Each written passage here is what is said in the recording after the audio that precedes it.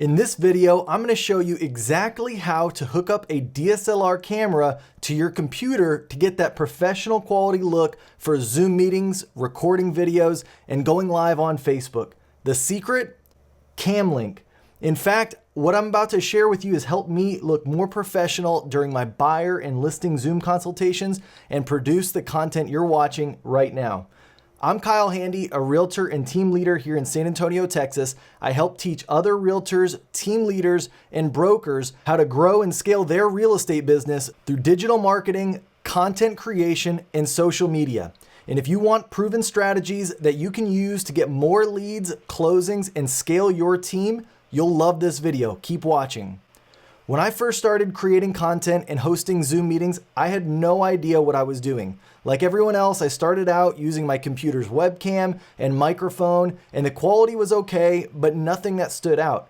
Then I started to really get into photography and videography for my family's travel adventures, and it got me thinking, how can I use my nice camera with blurry background on my computer? This led me down the YouTube and Amazon rabbit hole, watching a bunch of videos and buying a bunch of things until I finally landed on what I believe is the best combination of equipment to give that professional look whenever I'm on Zoom, Facebook Live, BombBomb, or recording a video to YouTube. I remember my first Zoom buyer consultation with a new lead of mine and how they couldn't get over how good my video quality looked. Needless to say, first impressions go a long way. They became a client of mine and winded up closing on a house. So if you're looking to take your video quality to the next level, stay tuned as I share exactly what you need and how to put it all together. Let's start things off with the camera. This is of course the most important and most expensive piece of the entire setup. There are tons of options to choose from, including dedicated video cameras, some point and shoots, and my favorite, the DSLR camera.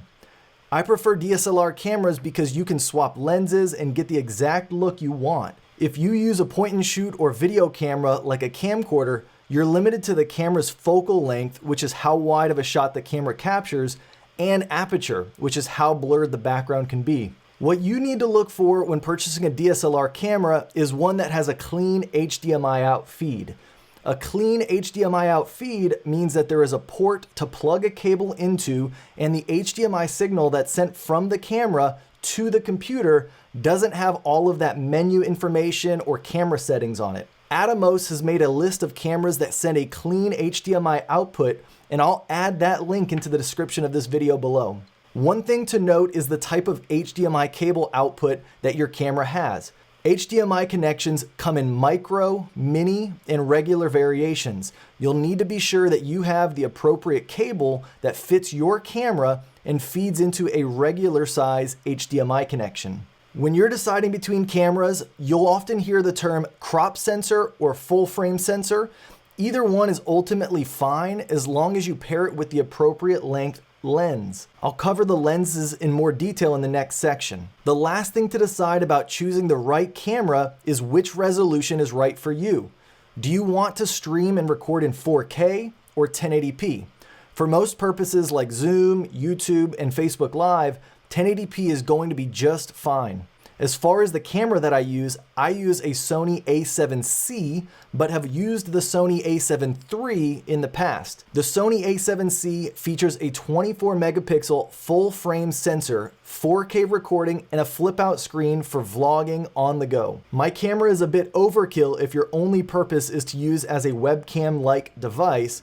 However, if you plan to take it with you and use it for photography and vlogging, there isn't a better bang for your buck option out there, in my opinion. Next up is what lens do you use with your DSLR to give you that blurry background, also known as bokeh, and capture enough of your background to give viewers a sense of your environment. There are really two things you need to focus on here: focal length and aperture. Focal length is how wide or narrow your shot is going to be. A lower value like 16 millimeters will give a wider shot than a higher value like 50 millimeters. For Zoom meetings and recording talking head style videos, you'll want a wider focal length. In general, aim for a lens around 20 millimeters in focal length, but your studio setup will also come into play here. What I mean by this is if you're shooting in a smaller room, like a 12 by 12 or smaller, you may need an even wider focal length, like 16 millimeter, to really capture as much of the background as possible. Additionally, you'll want to position your camera and yourself in a way that gives you the most space behind you as possible. This is what's called depth of field. The more depth of field you create, the blurrier your background will be. I shoot at around 20 millimeters in focal length, but my studio is also around 19 feet deep by about 15 feet wide. I also use a Tamron wide-angle zoom lens that can adjust from 17 millimeters to 28 millimeters in focal length. The next thing to consider when purchasing a lens is the aperture of that lens. This is also known as f-stop and looks like a lowercase cursive f when looking at the specs of the lens. The lower the aperture, the more blurry your background will be. For instance, f2.8 will have a blurrier background than f4.0. You can find lenses with apertures as low as f1.4, but realistically, f2.8 is more than sufficient in most cases. This also can depend on your shooting environment. If you have less space to work with behind you, then choosing a lens with the lowest possible aperture will help blur the background more. And finally, be aware that if you choose a DSLR that uses a crop sensor, which again is perfectly fine, just be sure to understand the crop factor. Most crop sensor cameras have a crop factor of around 1.5 times, which just means that you need to multiply whatever focal length you get for the lens by that factor to get the actual full frame equivalent focal length. For example, if you want 16 millimeters in focal length on a camera with a 1.5 times crop factor, you'll need to purchase a 12 millimeter lens. Lastly, some zoom lenses that you find will have a sliding scale of aperture values. This means that as you zoom in or out, the aperture value changes. This is common for many kit lenses or lenses that come with the camera itself. For this reason, I typically like to purchase my camera body separate from any kit and then use the savings to purchase a better lens with a fixed aperture across the entire zoom range. Again, the lens I use for my video is a Tamron 17 to 28 millimeter f2.8 lens. This means the aperture is fixed at f2.8 regardless of if I'm shooting at 17 millimeters of focal length or 28 millimeters of focal length. I'll put a link to my lens in the description below. Once you've got your camera and lens combo picked out, all you'll need are the accessories to make everything work. The first accessory on that list is the CamLink 4K. This tiny device is what you plug the HDMI out feed from your camera into your CamLink. That then converts that signal into a usable signal that you can plug into any Mac or PC USB port. Once you've done this and your camera is powered up and on video capture mode, you'll be able to select CamLink as a video input source within Zoom, Facebook Live, or any video capture tool to record video straight to your computer like QuickTime. Next up for accessories is lighting. You can have the greatest camera and lens in the world, but if your lighting isn't up to par, your video quality will still suffer. I used to use a simple ring light, but it's honestly not much more to purchase a full 3-point lighting setup on Amazon, and the results look so much better in my opinion. Also, if you wear glasses and you use a ring light, you may see the reflection of the ring light, which is distracting and it doesn't give the most natural look. What you'll want to invest in is a simple 3-point lighting setup. This includes a key light, a fill light, and a hair light. The key light is a diffused bright light that sends off to the front and one side of you. It doesn't matter left or right, this is your main light. The fill light sits to the front and the opposite side of you and is usually around 50% as bright.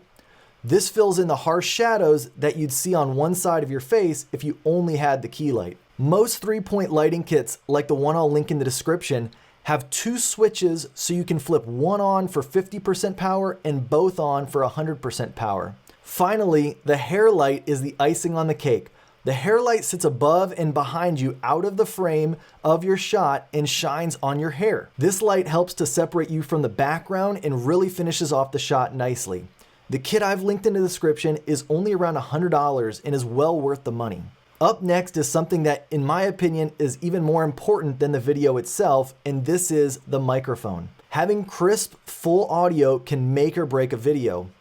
A microphone is also a much less expensive investment than your whole video setup, so don't just use the standard microphone on your laptop or anything like that. What you'll want to invest in is a simple USB condenser microphone. This can either sit on your desktop or be worn as a lavalier. The microphone plugs into another USB port on your computer and should automatically show up as a source when you click on the microphone settings within Zoom or any other video capture tool. I use a Shure MV51 condenser microphone that sits on a Rode swivel mic arm.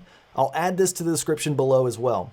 My setup costs around $300 and sounds great. However, you can also get great sound quality out of a Neewer Neewer setup that runs around $40, which I'll also add below. Another worthwhile accessory for your Zoom or streaming setup is a dummy battery. A dummy battery is a battery that fills the battery slot on your camera and plugs into an outlet so you have unlimited battery life and ensures your camera doesn't shut off in the middle of a meeting or video recording. Head over to Amazon.com and just search for your camera model and dummy battery, and you'll be able to find the proper one for your camera. The final accessory you'll need is a tripod on which to position your camera. Nothing fancy is required here. I use a Bond Photo carbon tripod as I take it with me and on trips, and I like it to be light. However, if your needs are more stationary, simply purchasing an Amazon Basics tripod will be more than sufficient. Let's end this video with a quick bonus tip. If you're looking for software to record and even stream live video to multiple sources at the same time, check out OBS Studio and Restream.io. OBS Studio is a free tool that allows you to record multiple inputs, like your DSLR and a screen share. Also, OBS Studio can create a feed for you to pull into Restream.io and live stream your video to multiple sources at the same time, like YouTube and Facebook. For more information on how to set all of this up, check out the video that I'll put above. There you have it. Everything you need to set up your DSLR for Zoom videos and more. If you liked this video, make sure to subscribe to my channel right now. Just click on the subscribe button below the video. Also, hit that thumbs up button and give this video a like, as it helps my videos reach more agents and people that are looking to grow their businesses. Finally, if you want exclusive real estate agent training that I only share with subscribers, head over to kylehandy.com and hop on my newsletter. It's free. And now I want to turn it over to you. What camera or webcam are you currently using to host Zoom meetings and shoot videos with? Are you going to take the plunge and invest in a higher quality video and audio? Let me know by leaving a comment below right now. Until my next video, be well and get out there and sell some homes.